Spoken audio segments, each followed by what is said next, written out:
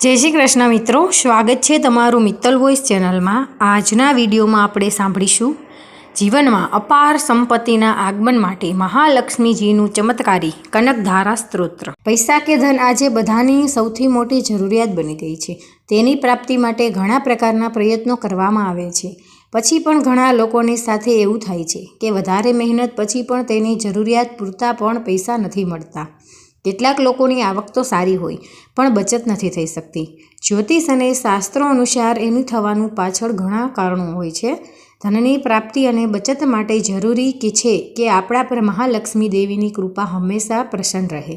મહાલક્ષ્મીની કૃપા વગર કોઈ પણ વ્યક્તિ ધન સંબંધમાં સંતુષ્ટ થઈ શકતો નથી। કનકધારા સ્તોત્ર સહિત કનકધારા યંત્રની પૂજા અર્ચનાથી દરિદ્રતા દૂર થાય છે, ઋણથી મુક્તિ મળે છે, નોકરી અને વેપારમાં લાભ થાય છે, આકસ્મિક ધન લાભ થાય છે। પ્રસિદ્ધ ગ્રંથ શંકર દિગ્વિજયના ચોથા સર્ગમાં ઉલ્લેખિત ઘટના મુજબ જગતગુરુ શંકરાચાર્યએ એક દરિદ્ર બ્રાહ્મણના ઘરે આ સ્ત્રોતના પાઠથી સોનાની વર્ષા કરાવી હતી। કનકધારા સ્તોત્ર ભમરી કડીઓમાંથી શોભતા તમાલ વૃક્ષનો આશ્રય કરે છે। તેની જેમ શ્રીહરિના પુલકિત શરીરનો આશ્રય કરનારા મંગળ દેવતા શ્રી લક્ષ્મીજીના સૌંદર્યનો વૈભવ મારું મંગળ કરો। જેમ ભમરી કમળ પર વારંવાર દ્રષ્ટિ કરે છે, તેવી જ રીતે પ્રેમમાં મુગ્ધ લક્ષ્મીજીની શ્રી વિષ્ણુના વદન કમલ પર પ્રેમ અને લજ્જાયુક્ત દ્રષ્ટિ જતી રહે છે। તે શ્રી લક્ષ્મીજીના નેત્રની દ્રષ્ટિરૂપ માળા અમને ધન સંપત્તિ પ્રદાન કરો। સમગ્ર વિશ્વને ઇન્દ્ર જેવા વૈભવનું દાન આપનાર મુરારી માટે આનંદરૂપ લક્ષ્મીની અર્ધમિલિત દ્રષ્ટિ મારી પર ક્ષણવાર માટે પણ પડો।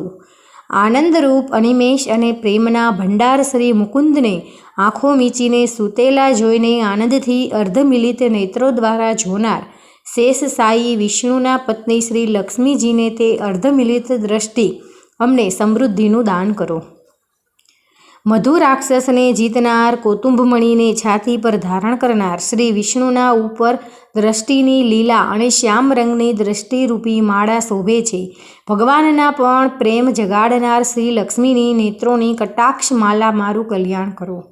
જેમ કાળા વાદળોમાં વીજળી ચમકે છે, તે રીતે મેઘશ્યામ શ્રી વિષ્ણુની છાતી પર શ્રી લક્ષ્મીજી પૂજનીય મૂર્તિ ચળકે છે।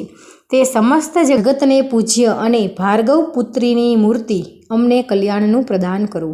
જેના પ્રભાવથી કામદેવ મંગલકારી મધુ દૈત્યનો નાશ કરનાર વિષ્ણુના હૃદયમાં સ્થાન જમાવ્યું છે। તે સમુદ્ર પુત્રીની મધ ભરેલી અને અર્ધમિલિત દ્રષ્ટિ ધીરે ધીરે મારી પર પડો।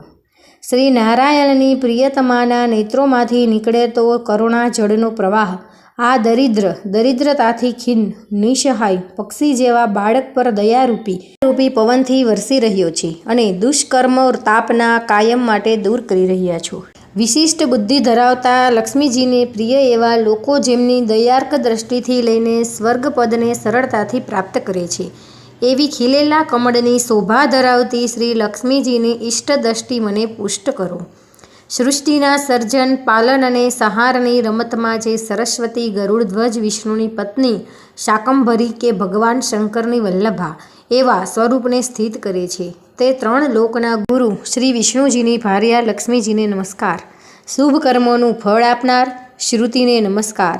સૌંદર્યના ગુણોની ભંડાર રતિને નમસ્કાર। કમળના વાસ કરનારા શક્તિને નમસ્કાર। પુરુષોત્તમને પ્રિય એવી પુષ્ટિને નમસ્કાર। કમળની નાળ જેવા સુંદર મુખને ધારણ કરનારને વંદન।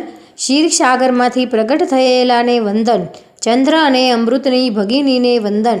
નારાયણ વલ્લભાને વંદન। હે કમળ જેવું મુખ ધારણ કરનાર લક્ષ્મીજી, આપને વંદન કરવાથી સુખ અને સમૃદ્ધિ મળે છે, સામ્રાજ્ય જેવા વૈભવ મળે છે, સમસ્ત પાપ કર્મો નાશ પામે છે।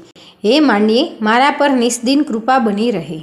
જેમની કટાક્ષ દ્રષ્ટિની ઉપાસના કરનાર સેવકને બધી જ સુખ સમૃદ્ધિ લક્ષ્મીજી આપે છે, તે સુરારીની હૃદયેશ્વરીને મન વચન કાયાથી હું ભજું છું।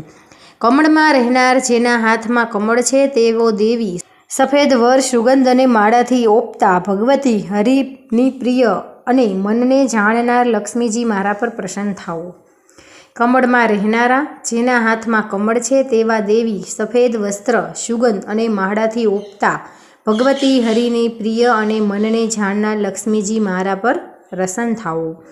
દિગ્ગજો દ્વારા સુવર્ણના કુંભમાંથી છોડાયેલા સ્વગંગાના સ્વચ્છ અને પવિત્ર જળથી સ્નાન કરનારા જગતની માયા અને સંપૂર્ણ ત્રિલોકના નાથની ગૃહિણી અમૃત સાગરની પુત્રી શ્રી લક્ષ્મીને હું રોજ સવારે નમસ્કાર કરું છું.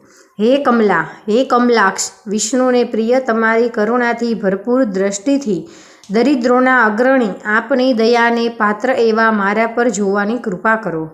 જે લોકો દરરોજ આ સ્તુતિથી વેદ સ્વરૂપ ત્રણેય લોકની માતા રમાની સ્તુતિ કરે છે તે લોકો જગતમાં અધિક ભાગ્યશાળી, અધિક ગુણવાન અને બુદ્ધિમાન પુરુષોના આદર પાત્ર બને છે. ઇતિ શ્રી કનકધારા સ્તોત્ર સંપૂર્ણ. તો મિત્રો, તમને આ વિડીયો પસંદ આવ્યો હોય તો આપણી ચેનલ મિત્તલ વોઇસને લાઈક કરો, શેર કરો અને સબસ્ક્રાઈબ કરો. જય શ્રી કૃષ્ણ.